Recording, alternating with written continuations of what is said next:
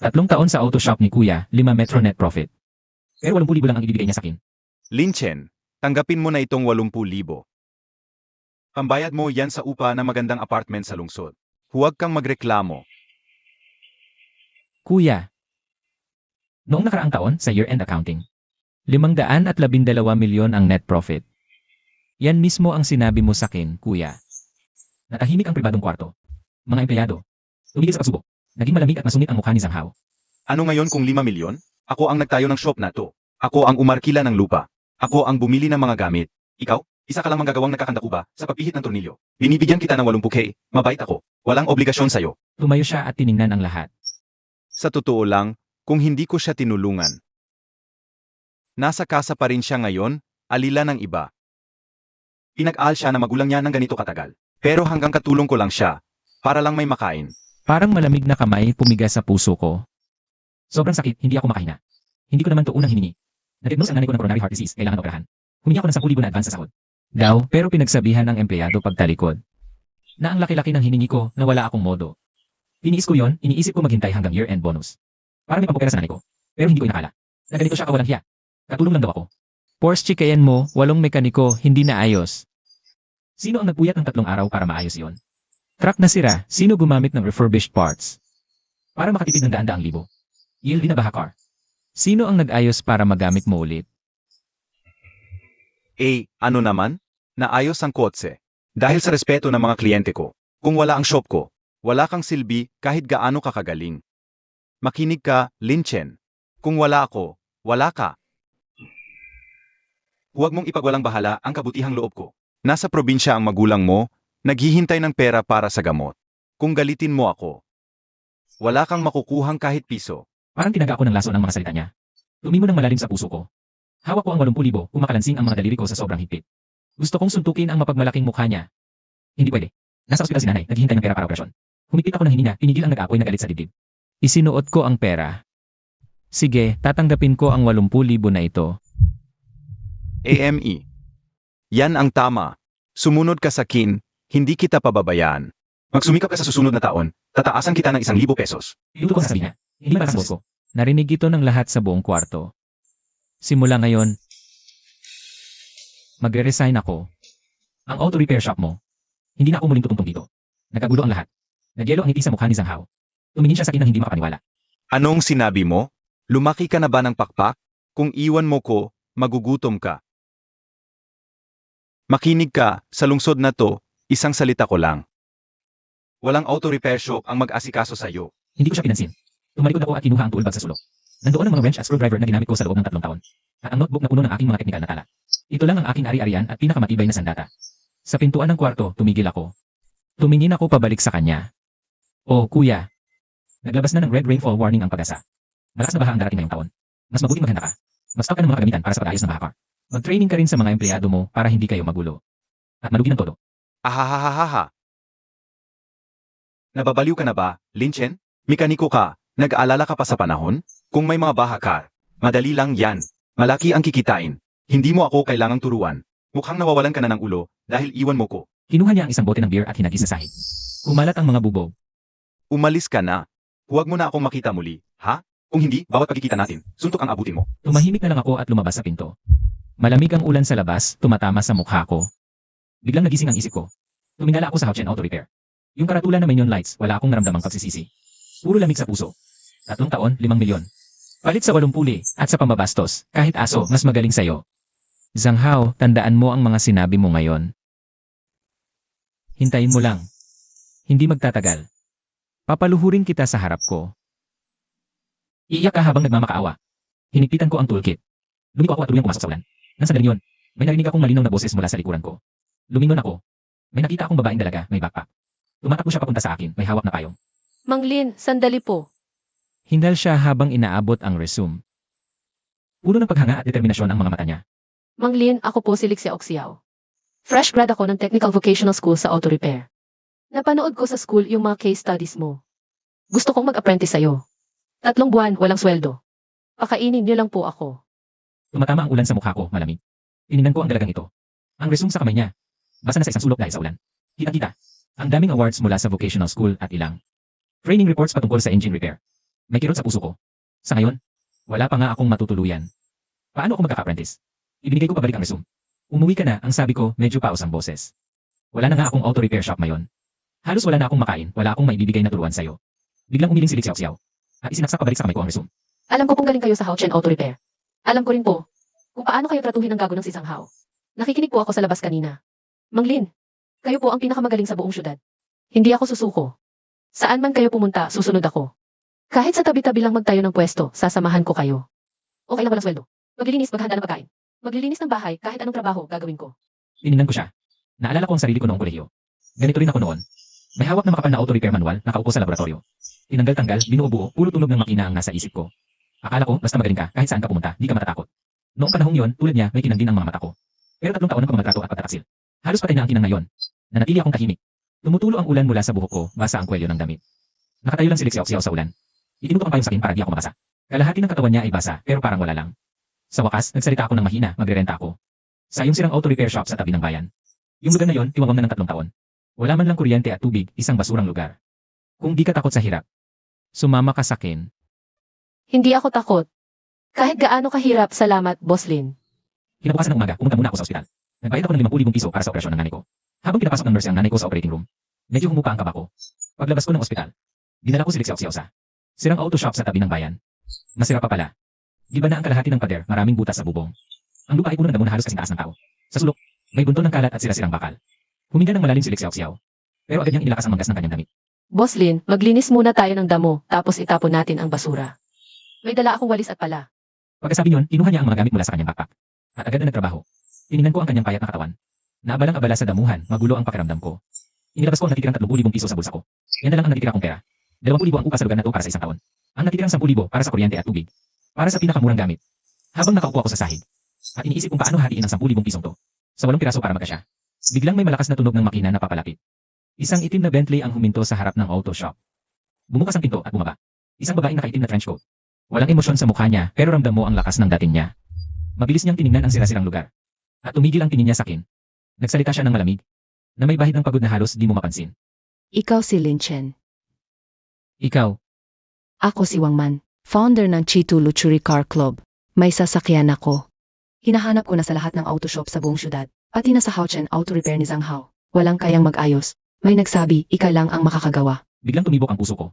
Yung Chico Club. Siyempre alam ko yon. Pinakasikat na. Exclusive car club dito. Hawak nila halos 80%. Ang mga ng mga sasakyan, hindi ko nakala na si Wang Man mismo ang hahanap sa akin. Pinigil ko ang gulat sa loob ko. Anong sasakyan? Anong problema? Porsche Siyam na daan at 11, 2015 limited edition. 300 lang sa buong mundo. Nalungkot ang tingin ni Wang Man. Bumaba ang boses niya. Pamana sa kinang katay ko. Nagingay ang makina. Parang may kalampag. Sabi ng kasa, kailangan palitan buong makina. Mahigit 2 milyon ang presyo. Si Zhang Hao, nangako siyang ayusin. Pero pinalitan pala niya ng peking spark plug at ignition coil. Muntik na masira ng tuluyan ang makina. Biglang kumabog ang dili ko. Yung sasakyan ito. Naalala ko nung fresh grad pa lang ako. Nag-intern ako sa opisina ng professor ko. Dinala ng tatay ni Wang Man ang sasakyang ito. Para ipaayos noon. Parehong problema. Walang may alam kung paano gawin. Ako, 2 gabi akong nagpuyat pero naayos ko. Sobrang saya ng matandang Wang noon. Sayang, hindi nagtagal, nalaman kong namatay siya sa sakit. Nasaan ang sasakyan?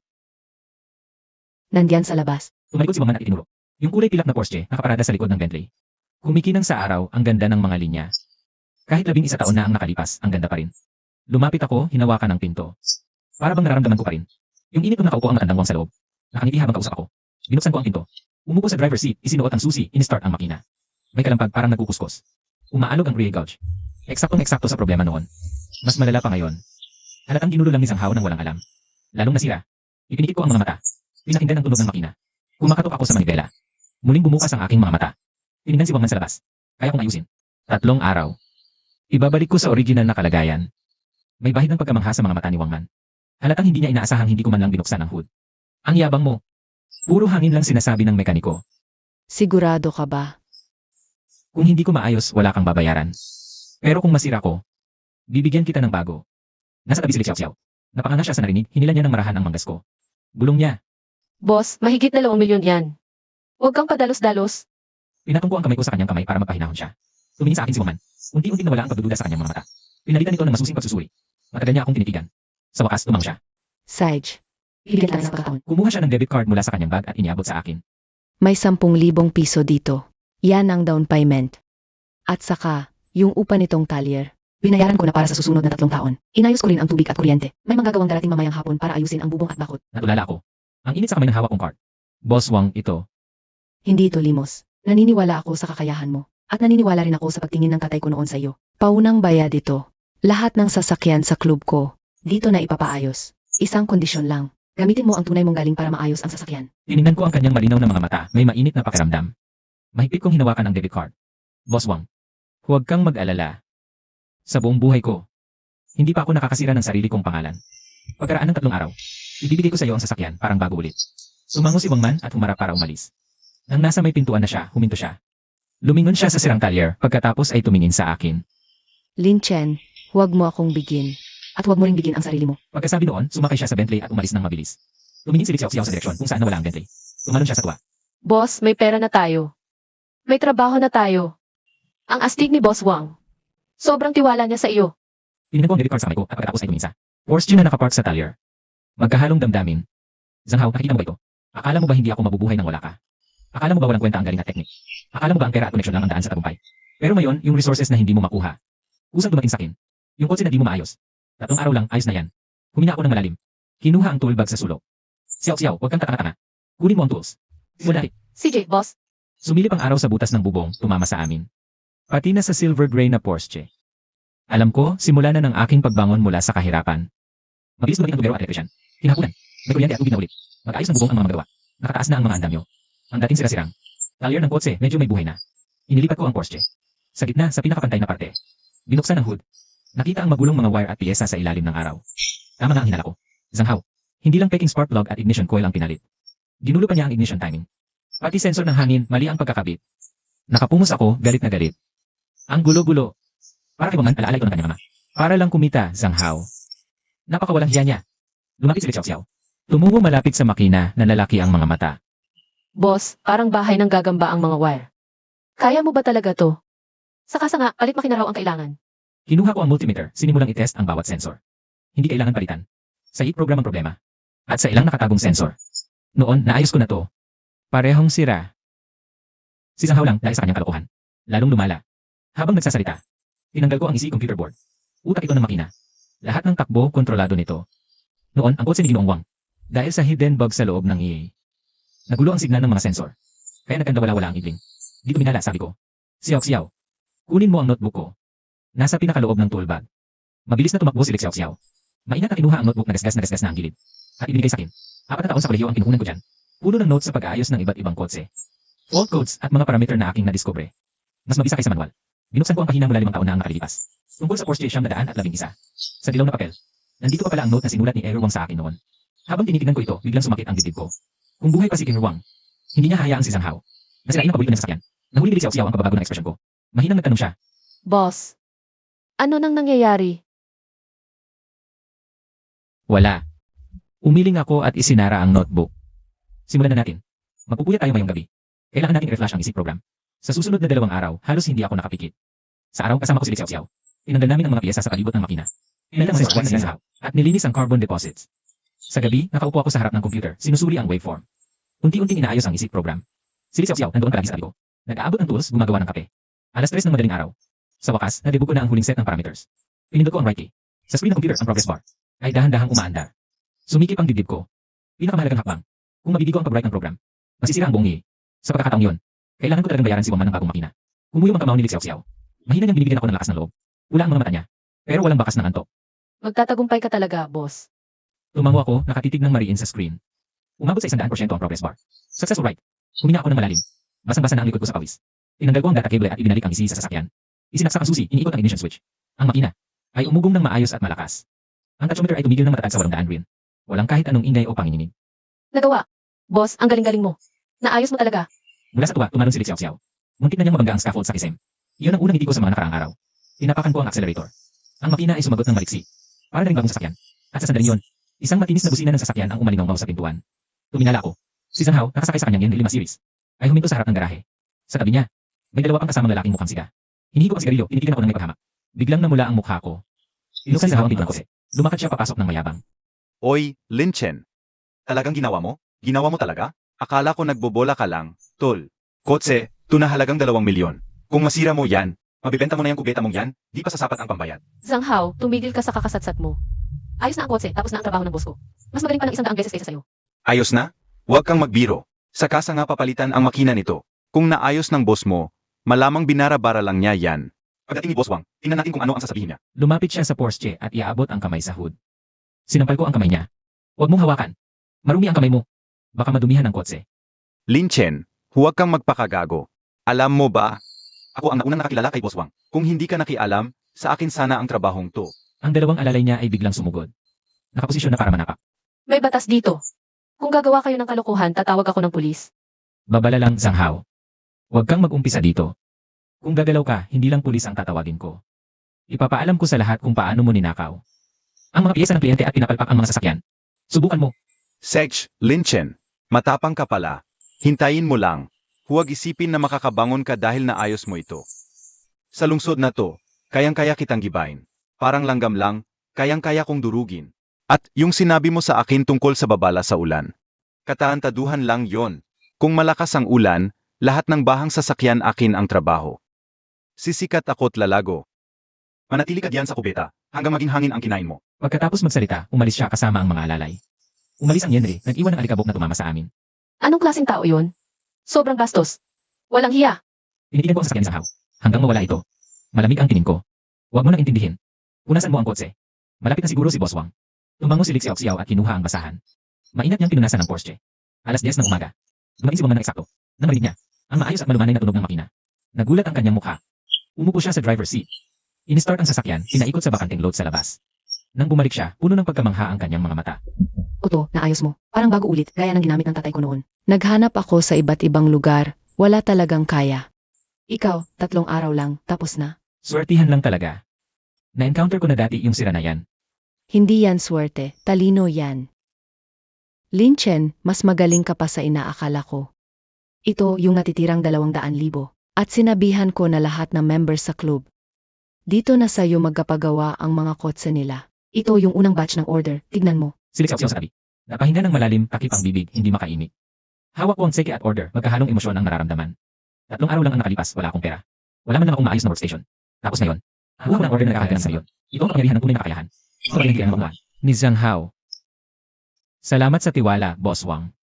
Sisiguraduhin kong ako mismo ang magbabantay sa bawat kotse. Walang problema, sigurado yan. Naniniwala ako sa'yo. Oh, bago lang ang balita sa weather station. Pagkatapos ng 3 araw, malakas na bagyo ang darating. Baka record breaking ang ulan. Maganda ka ng maaga dito, baka bahain. Alam ko. Naghahanda na ako. Mabuti naman. Kung kailangan mo ng tulong, tawagan mo lang ako. May mga pwesto pa sa underground parking ng club. Pwede mong sabihan ang mga kliyente mong doon magpark para safe. Salamat, Boss Wang. May iba pa akong lakad. Uwi na ako. Tungkol sa maintenance, tatawagan na lang kita. Pagkasabi niyon, umalis siya gamit ang kulay pilak na Porsche. Wala sa pangin. Si Lixiao Xiao, habang nakatingin sa direksyon ng Porsche, umikot sa sobrang tuwa. Boss, yayaman na tayo. 1,000,000 order. Wala na tayong problema sa pera. Tinitigan ko ang order sa kamay, saka tumingala sa langit. Madilim na, puno ng ulap at lumalakas ang hangin. Darating na talaga ang malakas na ulan. Xiao Xiao, huwag masyadong magsaya. Itigil mo lahat ng ginagawa mo ngayon. Papatibay natin ang bubong at maglalagay ng drainage system. Bumili ka ng 10 water pump at 2 emergency generator. Ang malakas na ulan ang pinakamalaking pagsubok. At ito ang katapusan ni Zhang Hao. CJ, boss, gagawin ko na. Hinigpitan ko ang hawak sa wrench habang siya ay tumatakbo. Zhang Hao, hintayin mo lang. Ang malakas na ulan na minamaliit mo. Ang maglilinis sa lahat ng pandaraya mo. Ang teknik na ito ang magpapasikat sa akin sa sakuna. Ito na ang aking sandali. Hoy, bakit ang dami mong biniling pang float? Ang A mo. Nakaraang mga taon umuulan din, pero wala namang ganyan. Iba ngayon. Sabi ng pag-asa.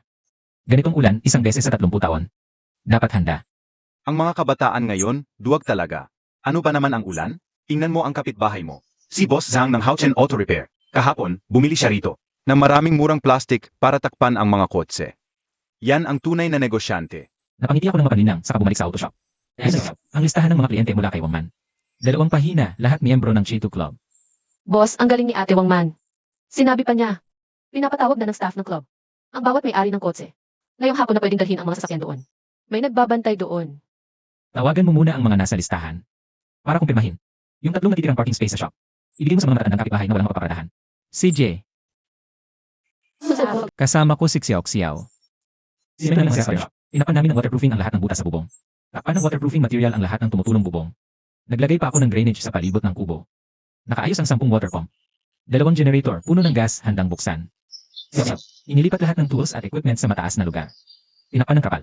Nang dapit hapon, dumating si Wang Man, may 2 trabahador. May dala siyang ilaw na baterya at mga bote ng tubig. Baka mawalan ng kuryente. Dinala ko tong mga emergency light. Ang galing ng preparasyon mo, mas maganda pa sa inaasahan ko. Salamat sa pagpapark ng mga kotse, kundi saan ko ilalagay lahat to. Hindi ko talaga alam kung saan ilalagay. Ayon sa pag-asa, darating ang malakas na ulan sa hating gabi. Abot sa 200 sentimetro ang ulan. Mabababang lugar, lulubog. Alam ko. Magbabantay kami ni Xiao dito ngayong gabi. Bantay sarado ang tubig. Ingat kayo. Tumawag ka lang kung may problema. Hawakan mo to, meron din ako. Kung walang signal ang cellphone, ito ang gamitin natin. Salamat, Wang Man. Oh, alam mo ba ang nangyayari kay Zhang Hao? Gabi ang promotion niya nitong 2 araw. 3 araw lang daw, tapos na ang bahakar. Pinakamura sa lungsod. Hanggang payment mula sa gusto ng may-ari. Naghahanap yan ng gulo. Wala siyang kaalaman, walang equipment. Puro peking parts lang ang gagamitin. Yung kotse na gawa niya, malaking problema ang kalalabasan. Ganoon din ang iniisip ko. Nagpaalala na ako sa grupo ng car club. Pinagsabihan ko na lahat ng members. Huwag magpapagawa ng bahakar sa kanya. Pero may mga nagtitipid pa rin, naakit na mga pangako niya. Hayaan mo na siya. Desisyon niya yan. Siya rin ang magdudusa. Biglang may uminay na busina sa labas. Sumabog ang tunog sa ito. Hindi na kailangan tumingin. Si Zhang Hao na yon. Nasa kanyang Yen Ilima series siya. Punong-puno ng ads ang kotse, bahakar repair expert. Ang baduy ng itsura. May kasunod siyang truck. Punong-puno ng makukulay na plastic at basurang sealant. Bumaba si Zhang Hao. Pasikat na pumasok. Lin Chen, nakakainis ka talaga. Ulan lang naman, eh. Parang giyea ang preparasyon mo. Tingnan mo yung kubo mo. Kahit anong pagsasaayos mo, wala ring mangyayari. Huwag mo nang sayangin ang oras mo. Pagdating na malakas na ulan, lulubog yung kubong yan, tapos ka na. Kapag nawalan ka na matutuluyan, pumunta ka sa planta ko bilang trainee, sasagutin ko ang pagkain mo. Huwag kang magkalat ng kung ano-ano rito. Handa na ang master ko, sigurado walang mangyayaring masama. Ikaw ang bumili ng 1 toneladang peking piyesa. Pag nasira mo sa sakyan ng kliyente, Bahakar, paliklangis at patuyo? Anong problema doon? Sabihin ko sa'yo, sa bahang ito, kikita ako ng milyon. Bibilhin ko ang sira-sirang kubong ito at gagawing kubeta. Zhang Hao, huwag kang masyadong mayabang. Bahakar, kailangan propsyonal. Hindi yan basta-basta na lang. Peking piyesa, mapapasubo sa kaso. Wang, nandito po pala kayo? May sasakyan na kailangang ayusin? Bibigyan ko po kayo ng 50% na diskwento. At siguradong mas mabilis at mas maganda kaysa kay Lin Chen. Hindi na kailangan. Kay Lin Chen lang ipinapaayos ang sasakyan ko. Hindi ko pinagkakatiwalaan ang kasanayan mo. Biglang namutla ang mukha ni Zhang Hao. May kislap ng masamang hangarin sa kanyang mga mata. Sage, Lin Chen, matapang ka pala. Magkita na lang tayo sa susunod. Pagkatapos ng baha, tingnan natin. Balik planta, magbilang ng pera. Umalis ang truck na may malakas na alikabok. Naiinis si Xiao, apakan pa. anong klaseng tao yun? Siya ay isang baliw na baliw sa pera. Di matututo hanggang kabaong. Ang malakas na baha ang magtuturo sa kanya ng leksyon. Lalong dumidilim ang langit at lalong lumalakas ang hangin. Umaalog-alog ang bakal na bubong at sa malayo. May mga kidlat na at dumadagundong na kulog. Parang darating ang isang bagyo, Wang. Umuwi ka na. Malapit ng umulan, delikado sa daan. Sage, mag-ingat kayong dalawa. Kung may problema, gamitin mo ang radio para makipag-unahan sa akin. Huwag kang mag-alala. Pagkatapos may Wang, kami ni Xiao ay kumain lang ng instant noodles. Tapos umupo kami sa may pintuan, naghihintay sa malakas na ulan. Yumakap si Xiao sa mga tuhod niya. Tumingin sa madilim na langit at bulong na nagsabi. Boss, totoo kaya na kasing lakas ng sinabi ng weather station ang ulan? Ganun kalakas talaga? At mas malakas pa sa inaasahan natin. Si Zhang Hao. Matatalo siyang todo. Akala niya pagkakataon para yumaman ang malakas na ulan. Pero hindi niya alam. Ito ay bitag ng langit para sa kanya. Lahat ng kanyang kasakiman at katangahan ay lalabas. Sa ginang malakas na ulan ito, lumango ng bahagya si Xiao. Tapos tinignan ako ng seryoso at sinabi. Boss, kahit anong mangyari, susunod ako sa'yo. Umiti ako at hinimas ang ulo niya. CJ. Biglang. Isang malamig na patak ng ulan ang tumama sa pisngi ko. Sunod ang pangalawa, pangatlo, malalaking patak ng ulan. Bumuhos ng malakas, nagkadugtong-dugtong na parang mga sinulid. Umihip ang malakas na hangin, kumulog ang buong mundo. Nabalot ng makapal na kortina ng ulan. Dumating na ang malakas na baha, minsan sa 30 taon. Tumayo ako, tiningnan ang malakas na ulan sa labas. At hinigpitan ng hawak sa walkie-talkie.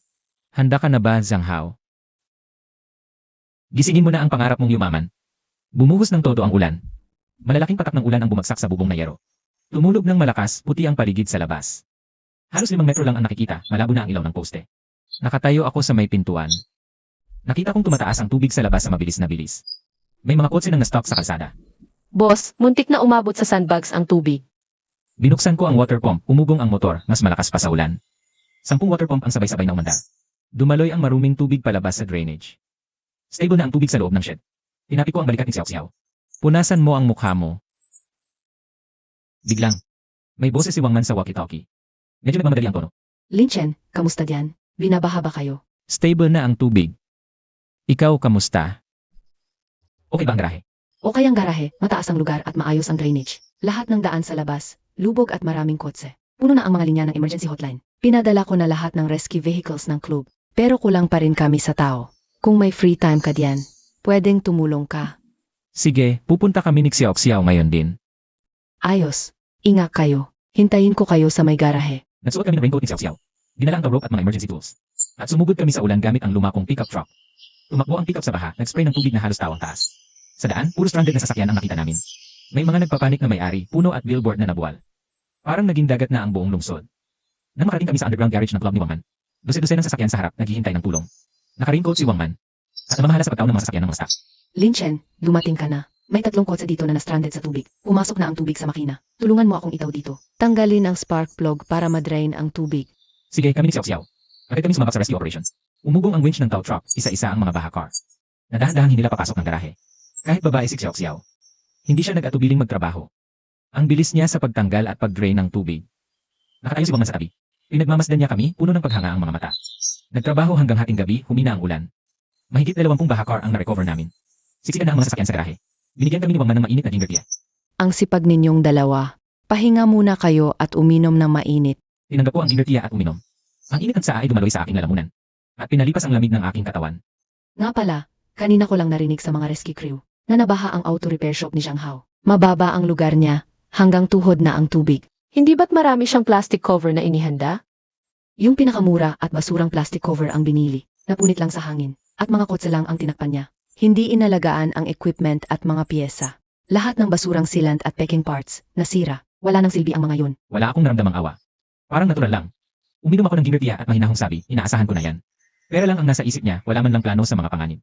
At nakasingil pa siya ng deposito sa maraming may-ari ng sasakyan. Nangako siya ng 3 araw lang, ngayon baha na ang buong shop niya. Wala na, hindi na maayos ang mga sasakyan. Lalo pang lumubog ang mga kotse ng mga kliyente. Marami nang naghahanas sa kanya, humihingi ng paliwanag. Meron pang gusto magsampa ng kaso sa kanya sa panluloko. Serves him right. Gahaman kasi, puro panluloko lang alam. Habang nag-uusap, tumunog ang cellphone ko. Hindi kilalang numero. Pagkasagot ko, may boses agad na. Namamalambot sa pag-iyak. Si Master Linchen po ba ito? Tulungan niyo po ang sasakyan ko, pakiusap. Dinala ko po sa Houchen Auto Repair para ipaayos dahil binaha. Ngayon, binaha na rin mismo ang shop nila. Nasa tubig pa rin ang coach ko hanggang ngayon. Tumakas na yang si Zhang Hao na yan. Nawawala na, hindi na mahagilap. Huwag kang magpanik, sabihin mo sa akin kung nasaan ka. Isa na namang kliyenteng niloko ni Zhang Hao. Nasa shop pa rin ang sasakyan niya at binabaha. Puntahan natin.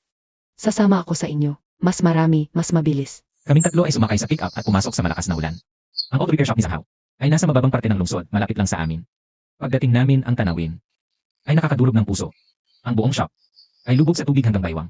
Wasak ang pintuan. Nakalubog sa tubig ang car lift, fire machine at lahat. Bahagyan na lang nakalitaw. Lumulutang ang mga piyesa at basura. Patuloy ang mga nabubulok na packing parts at basurang silant na may mabahong amoy. Dose-dose ng may-ari ng sasakyan. Ang nakatayo sa mataas na parte na mumutla sa galit. Minumura nila ang auto shop na nakalubog sa tubig. Manloloko yang si Zhang Hao na yan. Kinuha ang 5,000 pesos kong deposito. Ngayon nagtago. Bago-bago pa ang sasakyan ko. Ngayon sira na lahat dahil sa baha. Master Lin, nandito ka na po. Tulungan niyo po ang sasakyan ko. Pakiusap. Alam kong magaling kayo. Kayo lang ang maasahan ko. Eka muna mga boss, tignan muna natin ang sitwasyon. Sasagipin natin ang lahat ng maagapan. Uunahin nating patuyuin ang makina para hindi lalong masira. Biglang tumahimik. Punong-puno ng pag-asa ang kanilang mga mata. Ako, si Xiao at si Wangman ay nagsuot ng waterproof gear.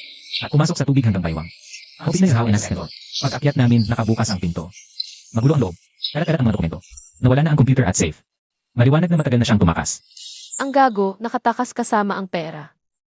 Nakita niya ang panganib, kaya umalis agad kasama ang down payment. Kawawa naman ang mga may-ari ng kotse. Tahimik lang ako, nakatingin sa ulan sa labas. Makatakas man si Zhang Hao ngayon, hindi siya magtatagal. Babayaran niya ang lahat sa mga may-ari at sa akin. 3 oras kaming nagtulungan sa pabrika. Inakyat sa mataas na lugar, tinanggal ang spark plug isa-isa. Inalis ang tubig sa makina. Nagpasalamat ng todo ang mga may-ari. Gusto pa akong bayaran pero tumanggi ako. Wala yon. Tulong lang. Pag huminto na ang ulan, dalhin niyo ang kotse sa talyer ko. Ipapacheck up ko ng libre, bayad lang sa parts. Mabait ka talaga, Master Lee. Mas mabuti ka ng 100 bises kaysa kay Zhang Hao na gago. Sa'yo na lang kami magpapagawa, Master Lin. Habang nakatingin sa kanila, bigla kong naunawaan. Hindi lang kotse ang inaayos ko, ang puso ng tao. Nang mag-uumaga na, tumila na rin ang ulan. Lumabas ang araw mula sa ulap, nagbigay ng gintong liwanag. Ang lungsod, nahugasan ng ulan, ang hangin ay sariwa. Pagod na pagod, bumalik kami sa talyer. Malinis at tuyo ang loob, walang baha. Umiikot pa rin ang 10 water pump. Ligtas ang lahat. Nakasandal si Xiao sa upuan. Nakatapos din pagod na pagod ako. Tiningnan ako ni Wang Man. Salamat sa'yo, Lin Chen. Pinupuri ka ng mga may-ari ng kotse. Kumakalat na sa buong grupo, ang galing mo raw. At ang bait mo pa. Biglang tumunog ang cellphone ko. Hindi kilalang numero, galing sa katabing lungsod. Sinagot ko at agad kong narinig. Ang galit na boses ni Zhang Hao. Lin Chen, ikaw ang may kasalanan. Ikaw. Kung hindi dahil sa pangungusap mo na may malakas na ulan, hindi sana nabaha ang pabrika ko. Hindi sana ako napunta sa ganitong kalagayan. Zhang Hao, ikaw ang pumili ng landas mo. Ang nangyari sa'yo ngayon dahil yan sa sarili mong gawa. Wala akong kinalaman dyan. Kadug, kung hindi dahil sa'yo, bakit ibinigay ni Wang Man ang lahat ng order sa'yo? Kung hindi dahil sa'yo, bakit lahat sila pupunta sa'yo? Sinira mo ang buhay ko. Hindi ko ito papatawarin. Bigla niyang binaba ang telepono. Hindi ko sweet. Alam ko. Alam kong hindi basta-basta mapapatalo si Zhang Hao. Ganyan talaga siya, hindi niya kayang tumingin sa sarili niya. Lahat ng kabiguan, iba ang sinisisi. Nasa sulok na siya ngayon, sigurado. Gagawin niya ang lahat para maghiganti sa akin. May kakaibang kaba sa dibdib ko. Nakita ni Wang Man ang pagbabago ng mukha ko. Anong nangyari? Umiling ako. Isinaksak ang cellphone sa bulsa. Wala lang. Tumawag si Zhang Hao, nagwala lang. Huwag mo siyang pansinin, sira ulo yan. Huwag kang mag-alala, nagreklamo na ako sa pulis. Hinahanap na siya. Tumango ako pero nanatili ang pag-iingat. Makalipas ang 2 linggo pagkatapos ng malakas na ulan. Ito ang pinakapanatag na buhay ko. Ang auto repair shop ko mula sa 200 square meters. Lumaki na sa 1,000 square meters. 5 bagong mekaniko. Mabubuting tao, magagaling ang gawa. Mula umaga hanggang gabi, pila ang mga sasakyan. Kahit mula sa kabilang lungsod, dito sila pumupunta. Si Xiao ang matibay kong katulong. Kayang-kaya niyang mag-isa sa harapan lahat ng usapin. Natuto pa ng basic electrical repair. Parang araw siya, laging masaya, laging maingay. Dinala niya ang buhay sa dating tahimik na talyer. Halos araw-araw pumupunta si Wang Man. Minsan tumutulong sa accounting. Minsan nakaupo lang sa sulok. Tahimik na nakamasid habang nag-ayos ako ng sasakyan.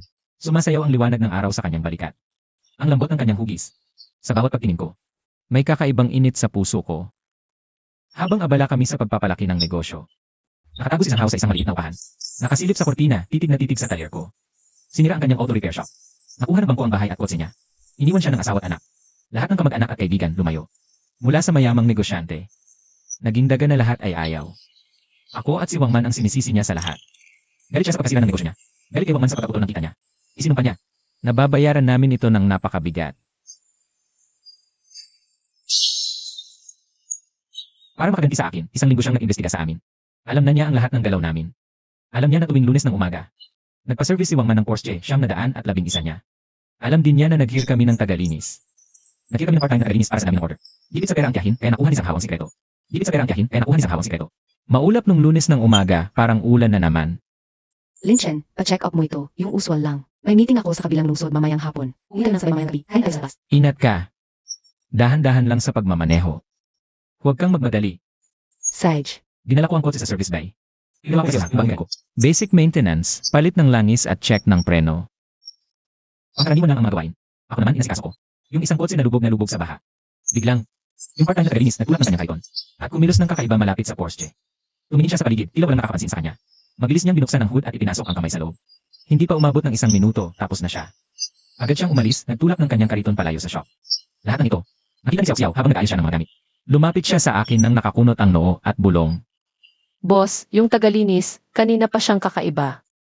Ang ganda kong malapit sa Ate Wang Man. Parang may kakaiba, di ba? Siguro naglilinis lang ng alikabo. Huwag kang mag-alala. Tapusin mo na lang ang ginagawa mo. May 3 kotse pang idadrag dito mamayang hapon. Pero okay lang ba talaga? Maniwala ka sa akin, kilalang-kilala ko ang kotse na ito. Kung may siraman, makikita ko agad. 12:00 ng tanghali. Tapos na maintenance. 3 beses na ikot ni Xiao ang kotse. Sinuri ang itsura, gulong at preno ng paulit-ulit. Wala siyang nakitang problema. Nagpaalam si Wang Man, sumakay sa driver's seat. At sinimulan ang flat 6 engine. Umugong ang pamilyar na tunog, kumaway siya. At umakyat sa highway patungong kabilang lungsod. 3:00 ng hapon. Habang nag-aayos ako ng makina ng isang Yezre, biglang tumunog ang cellphone ko. Hindi ko kilala ang numero. Galing sa highway patrol ng kabilang lungsod. Biglang bumigat ang dibdib ko. Tumama sa sahig ang wrench ko. Nahulog ang spanner. Nanginginig akong sumagot. Hello. Ikaw ba si Ginong Lin Chen? Ang Porsche na minamaneho ni Wangman ay naaksidente sa G-Laguna Expressway, kilometro 123. Malubha ang kondisyon. Dinala na siya sa City General Hospital para ma-emergency. Biglang nagblanko ang utak ko. Kumusta na siya? Delikado ba ang buhay niya? Malubha ang tama sa ulo, may internal bleeding. Malalim ang koma, sobrang delikado ang kalagayan. Pumunta ka agad dito. Pagkatapos magpabitaw, hinablot ko ang susi at nagmadaling lumabas. Hinawakan ako ni Xiao Xiao, namumula ang mga mata. Master, Huwag kang magpanik. Sasama ako sa'yo. huwag na. Dito ka na lang at bantayan ng shop. Ako lang. Hindi pwede. Ganyan ka ngayon, delikado magmaneho. Ako ang drive. Nanlambot ang tuhod ko sa matatag niyang tingin. Inalalayan ako ni Xiao Xiao, isiniksik ako sa passenger seat. Tapos binay niya ang accelerator. Tumilapon ang pickup sa expressway. Nanampal ako sa sarili, nanigas ang pisngi sa sakit. Kasalanan ko lahat ito. Habang nagmamaneho, umiiyak si Xiao Xiao. Master, Huwag mo iyang gawin. Magiging okay si Ate Wangman, sigurado ako. Matibay naman iyang Porsche niya, ligtas siya. habang nagmamadali kami papunta sa ospital, isang bagyo ng chismis laban sa akin, ay tahimik nang nagsisimula. Nakatago si Zhang Hao sa kanyang inuupang kwarto. Nakatingin sa computer screen, umingisi ng masama. Inilabas niya ang mga post na matagal na niyang inihanda. At ipinadala sa lahat ng local car forums at short video platforms. Naksidente ba ni Porsche Expressway Dulot FV Shop? Hanggang ngayon, may Ryan Denny may-ari. Kasi kaya kung walang kailangan si Buhay. Sa post, may kasamang litrato ng sasakyan na aksidente ni Wangman. Ang sulit niya na halos gusot na ang harapan, lahat ng airbag bumuka. Wala na ang dating kinang. May kasama pang mga kwentong baluktot ang katotohanan. Binayaran ni Zhang Hao ang mga troll. Pwede humingi ng refund at cancellation. Sinuspend ng insurance ang corporation. Kinabukasan ng umaga, dumating ang mga taga-D. At sinira ang CEO ng auto repair shop ko. Yung mga bagong empleyado. Pumunta ang mga taga-market supervision bureau kinabukasan. Upang isara ang aking auto repair shop. Nakita nila na magulo na, sabay-sabay silang umalis. Yung malaking auto shop, biglang naging parang isang malaking kawalan. Si Xiao Xiao lang ang naiwan. Pinatay niya ang cellphone, tinanggal ang linya ng telepono. Pinagtabuyan niya lahat ng galit na customer na pumunta sa shop. Umuwi muna kayo, lilinawin din namin ito. Tinipon niya ang mga nakakalat na repair receipts. Pinunasan niya ang mga gamit at isinara sa toolbox. Pagkatapos, daladala niya ang damit at mga gamit niya. Pumunta siya sa ospital. Nang buksan niya ang pinto ng ishi. Nakita niya akong nakaupo sa sulok ng pasilyo, magulo ang buhok. May balbas at parang wala ng kaluluwa. Hindi na niya napigilan, umiyak siya ng malakas. Lumapit siya sa akin, lumuhod at niyakap ako ng mahigpit.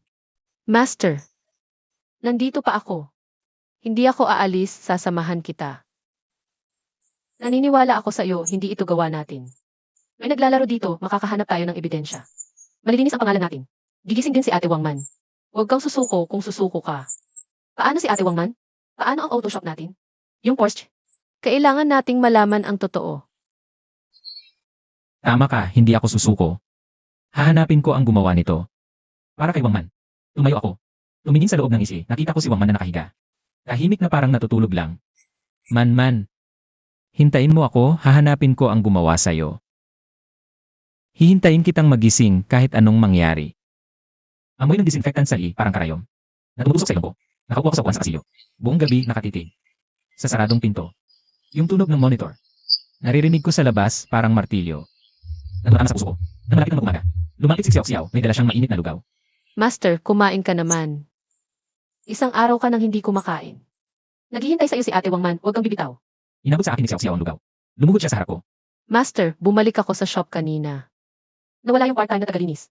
3 araw lang siya nagtrabaho. Umalis nang hindi kinuha ang sahod, hindi na makontak. Biglang nanginig ang kamay ko, muntik na mahulog ang mangkok. Tumingin ako sa kanya na mamalat. Ano? Ano ang sinabi mo? Tumakas siya. At chinek ko ang pieces pagpasok niya sa shop. Nakalapit lang siya sa Porsche kaya ni Ate Wangman. Wala siyang ginawa sa ibang sasakyan. Pagkatapos maglagay ng kung ano, umalis agad siya. Hindi man lang kinuha ang mga palinis niya. Isang matinding lamig ang umakyat mula talampakan hanggang ulo. Sa wakas, naintindihan ko na ang hindi mapakaling kutob ko. Hindi ito guni-guni. Si Zhang Hao talaga. Walang duda. Wala nang ibang may galit sa akin ng ganito. Wala nang gagamit ng ganitang kasuklam-suklam na paraan. Pinisil ko ang kamao, umailalim ang kuko hanggang dumugo. Biglang tumulog ang cellphone ko. Hindi kilalang numero, walang nakalagay na lugar. Biglang tumalbog ang puso ko sa lalamunan. Nanginginig kong sinagot. Sandali lang ang katahimikan. Tapos narinig ko ang isang boses. Isang boses na hindi ko malilimutan habang buhay. Lin Chen, masakit no? Nakikita mo ang babaeng mahal mo, nakahiga sa loob ng ospital. Samantalang ikaw, tinatawag ng lahat nagahaman at walang puso. Parang gusto mo na lang mamatay, di ba? Zhang Hao, ikaw ang gumawa nito. Ako, ano naman? May ebidensya ka ba? Wala na yung tagalinis. Sa CCTV, nakita siyang nagpupunas ng kotse. Walang makakapatunay. Ngayon, alam na ng lahat na ikaw, Lin Chen, ang papaya sa maintenance. Ikaw ang sumira sa Porsche kaya ni Wangman. Aya siya na aksidente. Gago ka. Ako ang targetin mo. Oo, si Wangman. Idadamay ko talaga siya. Gusto kong manasan mo. Pakiramdam ng mawalan ng minamahal. Gusto kitang ibagsak mula langit hanggang putik. at hindi na makabangon. Sandaling tumigil siya at ibinulgar ang tunay niyang kondisyon. Pwede kitang bigyan ng pagkakataon. Bukas, 2:00. Pumunta sa abandonadong pabrika ng pataba sa labas ng lungsod. Pumirma ka ng pag-amin. Aminin mong ikaw ang nagkamali. Ikaw ang gumamit ng basurang piyesa, kaya nasira ang sasakyan. Ilipat sa pangalan ko ang 100% ng shares mo sa repair shop. Libre. Walang bayad. Pangatlo, ipahayag mo sa publiko na lahat ng teknik mo noon, ninakaw mo sa akin. Kung susundin mo lahat ito, maglalabas ako ng pera. Ipanggamot kay Wangman. Gagamit ng pinakamagaling na doktor at gamot. Hanggang sa magising siya. At hindi kita ipapakulong. Ipapaunawa ko sa lahat ng may-ari na nagkamali ka lang para makapag-alaga ka sa kanya sa ospital. Pero kung hindi, mawawala ako. Ikaw, kasuhan ka ng reckless imprudence. Makukulong ka ng 3 taon hanggang 7 taon. At hindi lang kulong ang abutin mo. Wala ka man lang pambayad sa ICU ni Wangman. Kaya mapapanood mo lang siya. Hanggang sa tuluyang mawala. Pagkasabi niyon, bigla niyang binaba ang telepono. Nahulog ang cellphone mula sa kamay ko, tumama sa sahig. At nabasag ang screen. Sumandal ako sa pader, nanginginig sa lamig. Parang nahulog sa freezer. Grabe ang kagaguhan niya at ang talino pa. Wala talaga siyang balak magbigay ng ebidensya, lalong hindi. Magpapasubo sa sarili niya. Ang gusto niya. Ako ang kusang loob na mag-ako ng lahat ng kasalanan niya. At ako, magkakabilanggo at mawawalan ng Wangman. O susunod sa kondisyon niya, mamumuhay ng kahabag-habag. Hinihintay ko lang siyang gumamit ng mga ari-arian ko. Ito ang tunay na pagkakasubsob sa putik. Walang opsyon na panalo sa dalawa. Kahit anong piliin ko. Parang talo pa rin ako. Kinuhalik si Oxiao ang cellphone sa sahig. Tumingin sa maputlak kong mukha at halos maiyak sa pag-alala. Boss, huwag mong papayagan yan. Isa siyang sinungaling. Hindi niya pagagalingin si Ate Wangman. Kapag nakuha na niya ang shares at confession letter, mawawala na siya. At wala na siyang pakialam kung mabuhay tayo o hindi. Pero, kung hindi ko siya papayagan, makukulong ako. Paano na si Wangman? Libo-libo ang araw-araw na gastos niya sa li. Kung makukulong ako, sino ang mag-aalaga sa kanya? Sino ang magpapagamot sa kanya? Pero may alam tayo, boss. Nakalimutan mo ba? Ilan si White yan. Yung watch na yun, nasa impound lot pa. Kahit anong linis ni Sanghao sa bakas niya. Ang ginawa ng kalukuhan, pinatitipan ng bakas pyesa. Ang gamit niyang tools. Ang materialis niya, ang kanyang paraan, may maiiwang bakas. Yung mga bakas na yon, hindi niya yan kayang burahin ng tuluyan. Basta buuin natin ng buo ang sasakyang yon, hanapin natin. Ang ebidensyang tanging si Sanghao lang ang makakagawa. Mapapatunayan nating malinis ka at mahuhuli siya ng pulis. Tumingala ako kay Xiao Xiao. Dalagita, 20 taong gulang lang sa pinakamalala kong sandali. Mas matatag pa kaysa sa akin, mas determinado pa. Tama nga. Mekaniko ako. May kasanayan ako. Hindi nagsisinungaling ang sasakyan. Akala ni Sanghao sa pagpapawala niya sa mga saksi. At pagwasak sa sisi, panatag na siya. Pero nakalimutan niya. Mekanikong half-baked lang siya. Bawat galaw niya, may natatanging tatak. Mas kilala ko ang sasakyang yon. At mas kilala ko si Sanghao kaysa kanino man. Basta't buong buo kong bubungkalin ito. Kahit isang tornilyo, hindi ko palalampasin. Makakahanap talaga ako ng bakas niya. Huminga ako ng malalim. Pinunasan ko ang luha sa mukha, muling nanindigan ang tingin ko. Tama ka. Hindi ako pwedeng sumuko. Hindi ko hahayaang si Manman ang magdusa ng ganito. Alam na, hindi ko hayaang mawala si Sanghao siya. Sasama ako, tutulungan kitang kalasin ang kotse at hanapin ang ebidensya. Makikipag-ugnayan din ako sa mga guro ko sa technical school. Mayroon silang pinakamodernong kagamitan sa pagsusuri ng materyales. Kaya matulungan nila tayong makahanap ng matibay na ebidensya. Tumango ako. Sikat ng araw sa pasilyo. At tumama sa katawan ko, nagpawi ng bahagyang lamig. Huling tingin ko sa pinto ng ihi, bulong sa isip ko. Manman, hintayin mo ako. Bigyan mo lang ako ng 3 araw. Makakahanap ako ng ebidensya, ipapakulong ko ang gumawa sa'yo. Nangako ako sa'yo, nadalhin kita sa dagat. Tumalikod kami ni Xiao Xiao at lumabas ng ospital. Ang impound yard ay nasa gilid ng lungsod, ilang at tahimik. Ang silver gray na Porsche ay 911. Nakaparada ng nag-iisa sa sulok, grabe ang sira ng harapan. Wala nang dating ginang. Habang tinitignan ang kotse na ito, na nagdala ng lahat ng alaala ko kay Manman. Parang sinaksak ang puso ko. Isinuot ko ang guwantes. At binuksan ang hood. Xiao Xiao, kunin mo ang toolbox ko. Mula ngayon, bubungkalin natin itong kotse mula sa loob hanggang labas. Kahit isang tornilyo o piraso ng basag, walang palalampasin. Matindi ang tango ni Xiao Xiao. At binuhat ang mabigat na toolbox. Ang tunog ng wrench ng humihilig sa tornilyo ay umalinggaw sa malawak na impound yard. Alam ko, sugal ito. Sinusugal ko ang kakayahan ko. Natalunin ang kasamaan ni Sanghao. Sinusugal ko na hindi magsisinungaling ang kotse. Hindi ako pwedeng matalo. Hindi ko kayang matalo. Umuulit ang ulan, malamig na patak. Ay bumagsak sa yero ng bubong ng impound yard. Ang lagaslas ng ulan at ang tunog ng wrench. Ay lahat, kami Xiao ay nandito na ng buong 18 oras. Mula umaga hanggang gabi, hindi kami nagpikit. Hindi kumain ng kahit isang subo. Ang sahig ay puno ng mga piyesang kinainas mula sa engine block. Mula sa gear hanggang sa bawat tornilyo.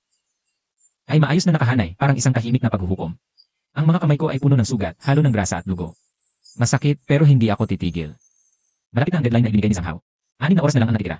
Maestro, uminom ka muna ng tubig. Nasa engine oil passages na tayo. Tibayan mo pa ng konti. Tinanggap ko ang tubig at isang labog lang, ubos na kalahati. Tumingin ako sa orasan sa dingding, 6 na oras na lang. Kung hindi ko makita ang ebidensya bago mag-umaga. Wala na, kailangan ko nang sumunod sa kanyang tawag. Huwag kang mag-alala, makikita natin yan. Siguradong may naiwan niya si Sanghao, bakas man lang. Hindi siya makakatakas. Tumango ako, kinuha ang flashlight. Tumutok sa pinakamalalim na bahagi ng oil passage. Posibleng tagwan ng ebidensya. Nasuri na namin ang preno, ang electrical system. Ang transmission, pati ang mga gulong ay kinalas na. Pero wala, walang nakita. Ang galing maglinis ni Zhang Hao. Humigpit ako ng hininga, kinuha ang borescope. Dahan-dahang ipinasok sa oil passage. May kumislap na mahinang itim na anino sa lens ng borescope. Sandali, Xiao. Tingnan mo, may nakita ako. Dali-daling lumapit si Xiao. Nakatitig ng mariin sa screen. Maingat kong inusog ang borescope. Lalong luminaw ang itim na anino. Isang maliit na piraso. Parang kuko ng plastic nakasabit sa kanto ng oil passage. Namamaga, deformed na dahil sa langis. Plastic. Walang plastic dapat sa makina. Ito na yun. Galing yan kay Zhang Hao. Parang tumalo ng puso ko sa lalamunan. Kinuha ko ang sipit. Dahan-dahan kong kinuha ang piraso ng plastic. Napakaliit, parang butil lang ng kanin. Kitang-kita ang hiwa sa gilid. Hinawakan ko ang piraso ng plastic. Nanginginig ang kamay ko sa kaba. Ito na. Ito ang ginamit niya para barahan ang oil passage. Malaman ang komposisyon nito, mapapatunayang siya ang may gawa. Tatawagan ko na ang professor ko. Prof. Wang, pakiusap, tulungan niyo po kami. May piraso kaming plastic. Pwede po ba kayong mag-composition test? Sobrang urgent po. Nakasalalay po ang buhay dito. Dalhin nyo na rito sa lab, hihintayin ko kayo. Gagawin ko ngayong gabi mismo. Natapos ang tawag ni Xiao. Umiiyak na siya sa tuwa. Master, nakita na natin. Tiningnan ko ang plastic na hawak ko. Tumulo na rin ang luha ko. 18 oras na pagpupuyat, may resulta na rin. Hindi si Wences. Ika nito, ang lahat ng kasalanan ni Zhang Hao. Agad kami sumakay ni Xiao. Tumaling sa laboratory ng shoot. Nandoon na si Iwang at naghihintay sa amin. Tinanggap niya ang plastic at inilagay sa spectrometer. Espesyal ang plastic na ito, bihira lang gumamit sa lungsod. Mula sa komposisyon, malalaman kung sino ang bumili at gumamit. Tumitik ang bawat segundo. Habang sa sigaw lumipas, alas 4 ng madaling araw, lumabas na ang resulta ng pagsusuri. Natagpuan, ito ay isang dekalidad na engineering plastic. Sa lungsod, tanging Haochen Auto Repair lang ang bumili nito ng maramihan. At ang hiwa sa plastic na ito ay gawa sa diagonal cutter na modelo T12. Ang bibig ng cutter na yon may natatanging gasgas na pattern. Kumuha siya ng isa pang ulat. Lumabas na ang resulta ng paghahambing. Ang pattern ng hiwa, tumugma sa T12 diagonal cutter ni Zhang Hao. Nagpunta ako sa Haochen Auto Repair para sa technical guidance. Nakita ko siyang gumagamit ng cutter na yon. May malalim na gasgas ang bibig nito. Noon niya, yon nagawa ng nagbubuga ng tornilyo. Iwang, maraming salamat po. Talagang maraming salamat po. Walang anuman.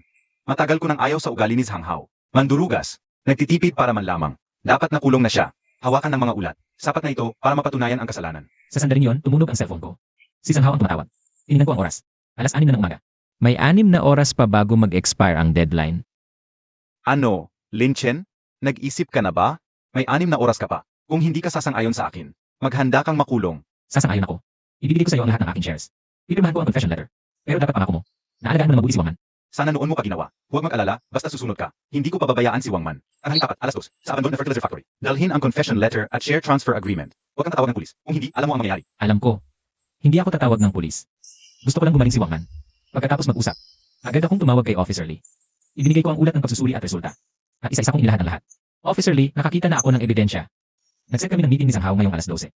Sa abandoned fertilizer plant sa city outskirts tayo magkita. Detective Lee, ang test report at comparison results lumabas na. Matibay na ang ebidensya. Ayos. Agad kaming magsiset up ng operasyon. Ngayong araw na, siguradong mahuhuli natin siya. Pagkatapos ng tawag, tinignan ko si Xiao, tinignan niya rin ako. Nakita namin ang liwanag sa mata ng isa't isa. Tagumpay na. Master, pupunta muna kami sa ospital ngayon. Bisitahin natin si Ate Wang Man. Sasabihin natin ang magandang balita. Matutuwa siya. Nagmamaneho kami papunta sa ospital.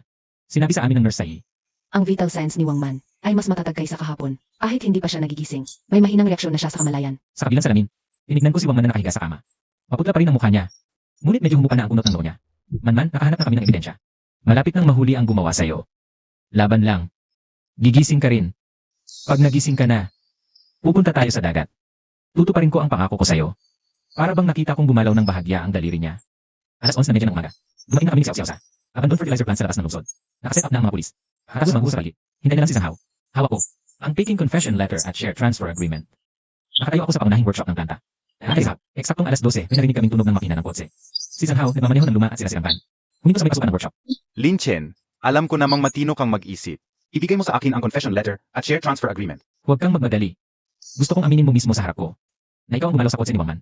Amin? Bakit ako amin? Ikaw ang nakikiusap sa akin ngayon. Hindi ako sa'yo. Dali, ibigay mo na ang mga papeles. Kung hindi, alis na ako ngayon din. Pinagkatiwalaan mo ang part-time janitor. Ilagay mo ng plastic rope ang oil passage ng Porsche kaya ni Wang Man. At naglagay ka ng industrial metal shavings sa brake master cylinder. Tama ba ang sinasabi ko? Tama.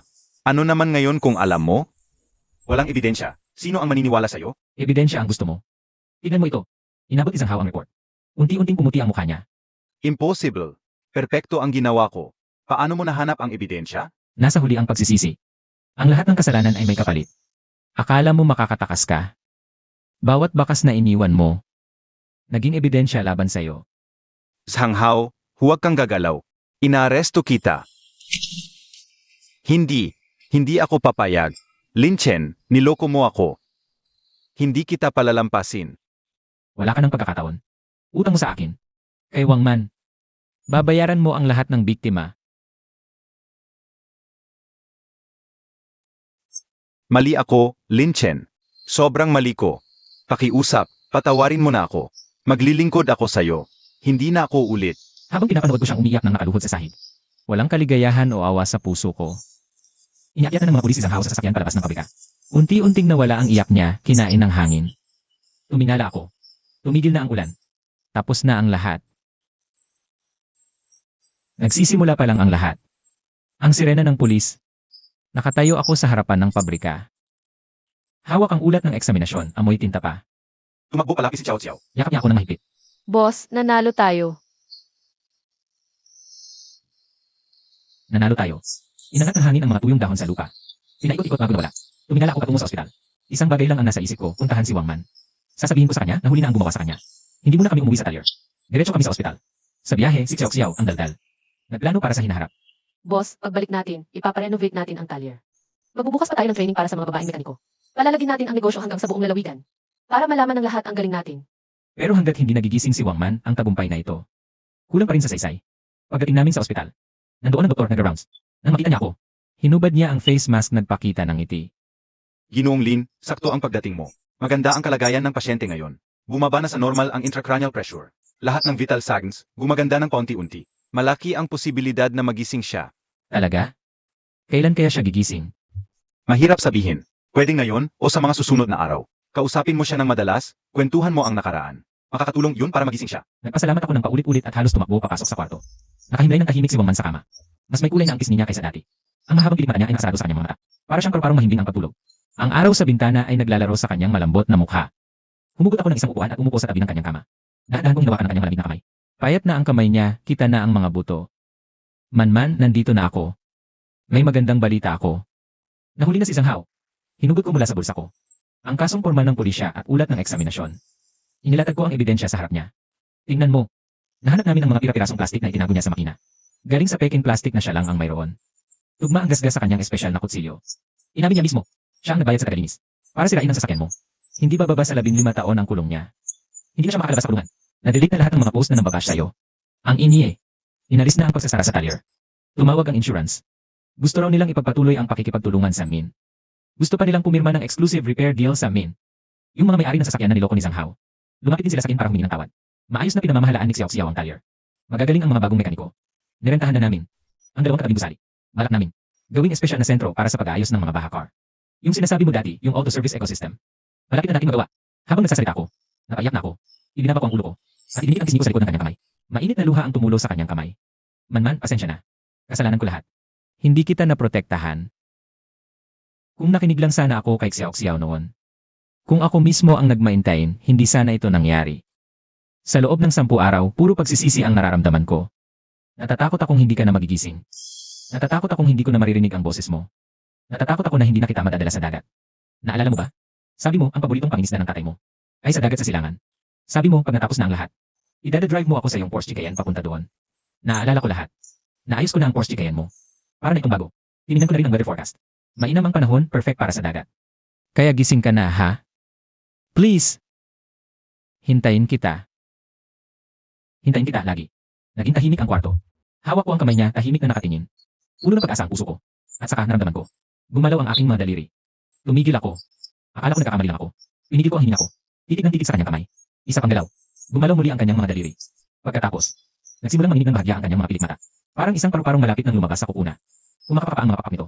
Man, nanginginig ang boses ko, ayaw kong maingay at baka siya may storbo. Lalong lumakas ang pagyanig ng kanyang mga pilik mata. At dahan-dahang nabuksan ang kanyang mga mata. Nandito ako. Narinig ko. Sabi mo, dadalhin mo ako sa daga. Pag gumaling ka na, agad-agad tayong pupunta. Kahit saan dagat, pupunta tayo. Kahit matagal, titira tayo. Si Xiao Xiao nakatayo sa pinto. Tumatanis na, takip ang bibig, puno ng luha. Ayaw niyang mangistorbo, nakasandal lang siya sa hamba ng pinto. Umiyak at umiti ng sabay. Tumingin si Wang Man sa akin. Tapos kay Xiao sa pinto. Sa wakas, sa sikat ng araw, dahan-dahang huminga siya. Parang inilabas niya ang lahat ng mabigat sa kanyang dibdib. Ang ganda. Ang ganda ng sikat ng araw. Nga. Araw-araw mula ngayon, ganyan kaganda ang sikat ng araw. Mabilis na dumating ang mga doktor at nurse. Kumpletong pagsusuri ang ginawa kay Wangman. Nang lumabas ang resulta, lahat ay humina ng maluwag. Sabi ng punong doktor ng buong puso.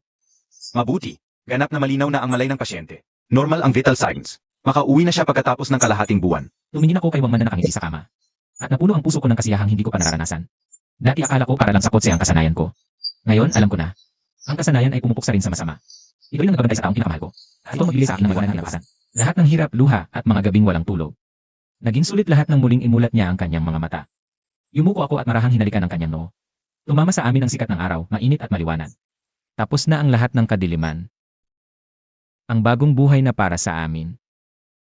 Ngayon pa lang nagsisimula.